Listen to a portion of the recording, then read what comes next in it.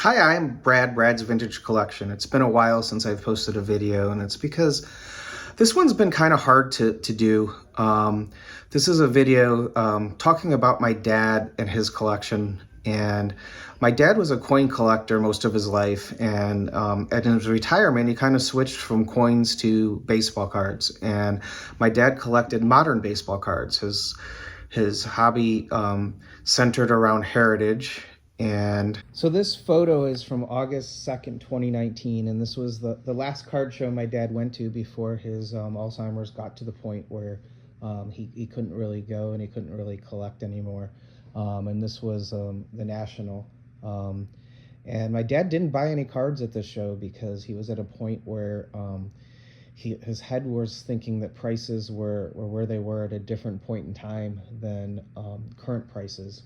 And everything he went to, he's like, these are too expensive, these are a rip-off, they're ripping us off. And when my brother and I would buy cards, he would enjoy that we were buying the cards, but he was like, wow, I don't know that was something you should have bought. And I remember needing to get lunch, and we were buying lunch at the card show, and we went to get hot dogs, and he saw the prices of the hot dogs and refused to eat because he wasn't going to pay that for a hot dog, and they were expensive compared to normal prices. But I think in his mind, stuff should have been priced like it was at a different time in his life. So it was fun going to the show with him, but it was apparent that was kind of the last one that we were ever going to go to with him. The card that he's holding is the 52 Heritage Chrome of Jose Canseco, and it was the last Heritage Chrome that he needed to complete the Chrome set from that year. And he has the Heritage run of from that set all the way to the 68 set with all the Chromes except for the Aaron Judge. He only needed that one card to complete that last year that he worked on, and thought it was too high priced for that card at the time, which is probably a fraction of what it's priced at today. So that was the only Chrome he didn't have, but it was really fun to be able to buy that card for my dad ahead of the show and present it to him kind of when we walked in. And that's a picture of him right after he got the card and finally completed that Chrome set that was very important to him. So in addition to the Heritage sets, my dad was a big Griffey collector and A-Rod collector. And those were the crux of his hobby. He had 3 big boxes filled with both Griffey and A-Rod cards, and would try to buy all the base cards each year and all the inserts that he could. And he had a strict budget where he wouldn't go over a certain price, so he'd buy the cards that he could afford, that he thought were nice looking on the insert cards. And some of them probably he didn't think were nice looking, that he could get at a bargain price. But he'd start his day at the computer with a cup of coffee, going through eBay looking at Griffey and A-Rod and some other things that he was looking at, the current Heritage project he was working on, and then some of the other cards from sets. And he didn't have save searches or anything. He just manually searched every day and bought cards and would go to the mailbox. And every time we'd go visit him in Arizona, my brother or I would talk to him about cards and look through some of his cards. And there was a part of his collection that we had never seen and didn't know about. And I think I know why. I was a very opinionated person in my 20s. And when they started cutting up Babe Ruth and Ty Cobb bats to put on upper deck cards, when it first started having memorabilia cards, I was really against it. And I thought it was horrible to take these pieces of history and cut them into 1,000 pieces. And I was passionate in saying how horrible it was. And what's next? Are they going to take 52 mantles and cut them into 25 pieces and then put them on a modern mantle card and ruin a hobby iconic card just so more people can hold a piece of it? It just didn't make sense to me. But the hobby evolved, and those became a really big part of the hobby. And there were people like my dad who really enjoyed having pieces of Willie Mays' jersey. So my dad collected a lot of Willie Mays memorabilia cards, which I had no idea. My dad was a Mays fan. It was his favorite player growing up.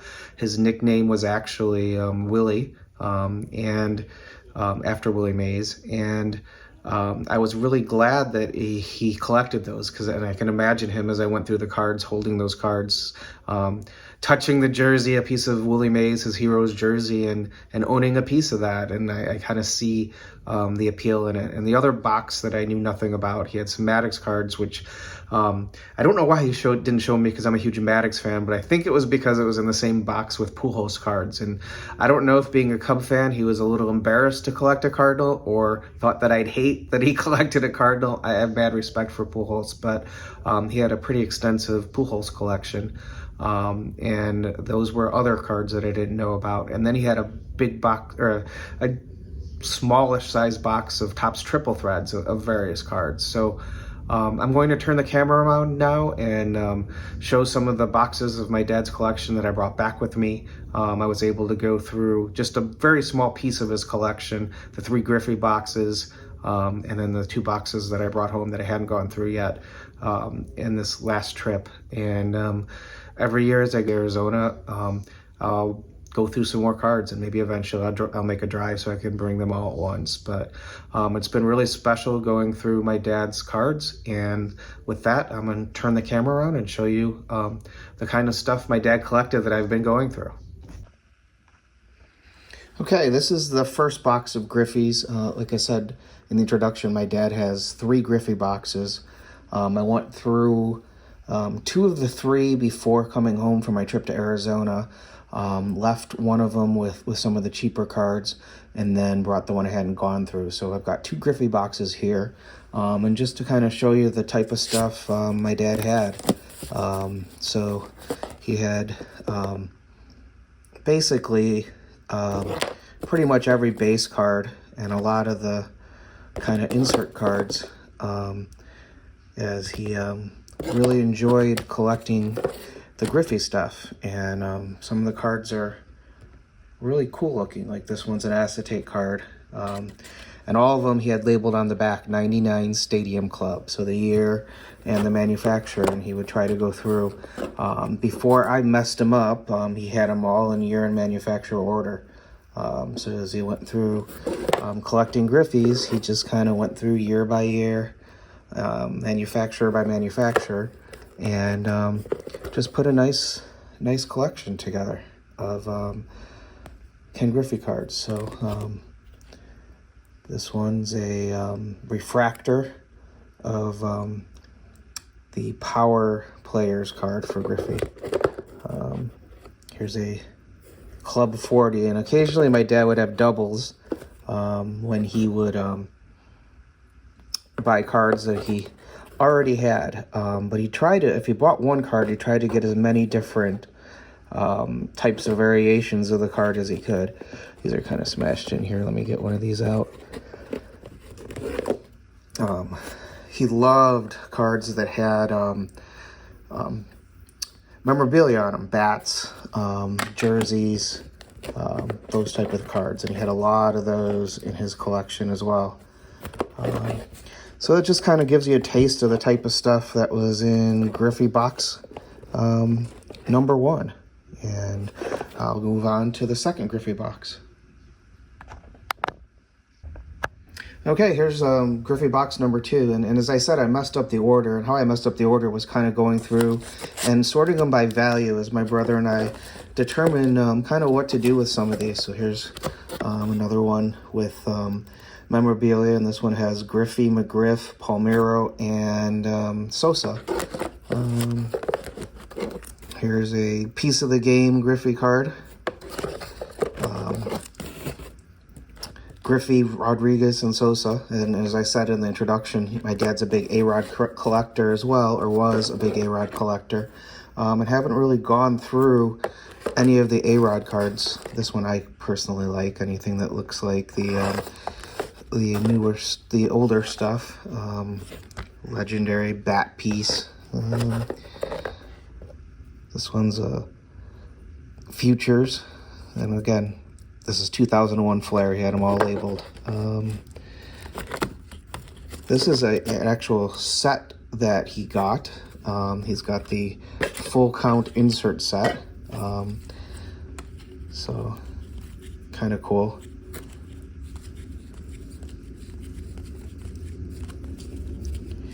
And he put some of these in front of it to fill up the case so they didn't slip around. So he must have liked those as well. Or it could possibly be a lot of times people would throw in cards when he'd buy things, and he'd keep all the throw-ins. And so my guess is some of those might have been throw-ins when he bought this set. He bought almost all of these on eBay. He'd spend a lot of his time retired going through eBay and going through searches, and he'd sit there with his coffee and look at cards and be excited to go to the mail every day and kind of get some of the cards that he had. So as I said, the Griffey I knew about, the A-Rod I knew about, the Heritage I knew about. The next couple boxes are going to be some things that I didn't even know my dad collected, so it was really fun to kind of go through and see what types of things he had.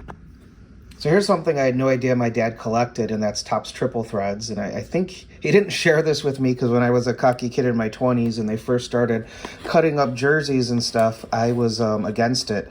When they purchased some of the big time guys and got like a Babe Ruth bat and a Ty Cobb bat and things like that and started cutting them up, I thought it was a travesty to kind of get rid of or take a museum quality piece and put it into pieces. But it became such a part of the hobby that I mellowed on it and kind of think some of these are cool now. This one is a collection of Schmidt, Boggs, Wright, and Cabrera. My dad liked Cabrera. He's got some decent cards of him in the collection. First Base Power. This one is one that I'm definitely going to keep because it's got Rizzo on it. So this is going to be put in my keeper stack for sure. My brother really hasn't gone through these yet and figured out what was going to be in his keeper stack. But he has a really nice collection of some of these triple threads. And here's a Frank Robinson with the 3 times the Triple Crown from 1966. Ricky Henderson with a nice big piece of his bat. So this is the kind of stuff he had. Robinson Cano. So again, because I was telling him when these first came out how much I didn't like that they were cutting up pieces of history, I think my dad didn't share this part of his collection. Mark Trumbo, too bad he didn't turn into anything. My dad had a few of those. I think my dad thought he was going to be the next Mike Trout or something. But been fun to go through these, and I had no idea he had these triple threads in his collection. And it goes to show that if we're real opinionated at certain points in our life, sometimes we miss out on things. It would have been fun to go through this box with my dad. So I really kind of wish I hadn't talked so much about what a travesty it was to cut up Babe Ruth's bat back when these memorabilia cards started. This box has Maddox, Mays, and Pujols. He had some Maddox cards, which kind of surprised me because I am a Maddox fan. So some of these are ones that I'll probably end up keeping in my collection because I think it's really cool to have some nice Maddox cards. If he had more of them on the Cubs like this, I'd definitely keep them because I always think of Maddox as a Cub. But he had a nice stack of Maddox cards, and these are just a few of them, and then they continue back here somewhere. Here's a whole bunch more Maddox cards. So you get the idea. He had a nice little collection of Maddox, and then he had a pretty significant collection of Mays. And these are all memorabilia cards. And my dad's favorite player growing up was Mays, and his nickname was Willie because he played center field for his 16-inch Chicago-style softball team, and he would catch it with a basket catch like Willie Mays. And from what his friends say, he was a heck of a center fielder in his day. And the Norbrook softball team was one to be reckoned with. And so my dad was always called Willie, and when he was growing up, his friends would call up and ask if Willie was home, and my grandmother would say there's nobody here by that name and hang up the phone, and they'd have to call back and ask for Jerome. So kind of like that story. But you can see he's got a significant amount of Mays jersey cards. There's one really cool one in here that I want to try to find. This one I particularly like the look of, this Prime Cuts and the old wool one. These I thought were really cool. the game piece cards, and it's to 25, and he happens to have a ball and a hit, and it's got those same beautiful backs as the originals had. Donruss made this set. Here's a duo card with Bob Gibson and Mays. And then this one is one that is really got a nice swatch of the jersey, and it's to 25, and it's a tier 1 Mays card with memorabilia. So he had a nice collection of Mays memorabilia cards. And then Pujols was something he had quite a bit of going through. And there's some that I've kept. Some of these I gave to some people at Strongsville. I've got a package that I owe to some people that I said some stuff's coming that I haven't had a chance to put together yet. But his Pujols is almost 100% memorabilia, as I find a few that aren't. Here's another one with a Derek Lee on it, so probably one I'll definitely keep because he's a Cub. But really fun going through these. There's still a lot more to go through my next trip out there. I took what I could take in a single carry-on. I love this card, the X-Fractor of Pujols. I think it's really cool. And I really like some of these old mills or the T206 with the backs and the collection. He's got the Old Mill and he's got the Piedmont. He's got a lot of the Ginters. This is a pretty cool one that's got Pujols and Ichiro on it. So that was a total surprise to me, this box. I did not know he collected Maddox and Pujols, and I didn't know he had the Mays memorabilia cards. So going through these was fun and a surprise, and I tried to think of why he never shared them with me, and I think it was that Pujols is a Cardinal, and he knew that the Cardinals were the Cubs' arch nemesis, so maybe there was some embarrassment that he was collecting a Cardinal player on my dad's part. And then he knew that what I originally thought about cutting up jerseys and bats of the all-time greats. So he probably thought I wouldn't appreciate these cards, but I really wish I could have seen the joy in his face as he talked about Mays and showed me these. So be careful of the opinions you have and how strong they come across, because sometimes it has some consequences that you don't expect. And boy, it would have been fun to go through these Mays cards with my dad. Okay, thanks for watching. If you got to this point, I really appreciate you watching the video.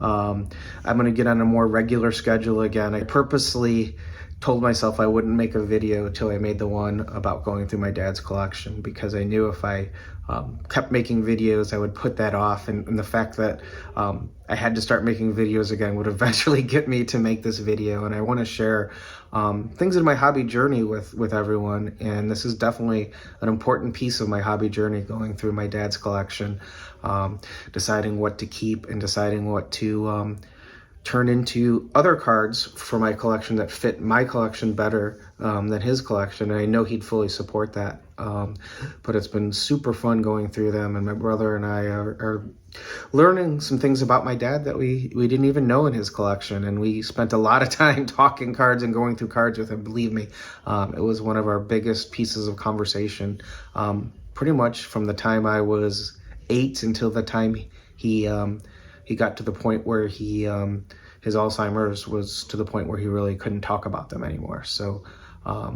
I miss you, Dad, and I hope you enjoyed watching me go through this collection.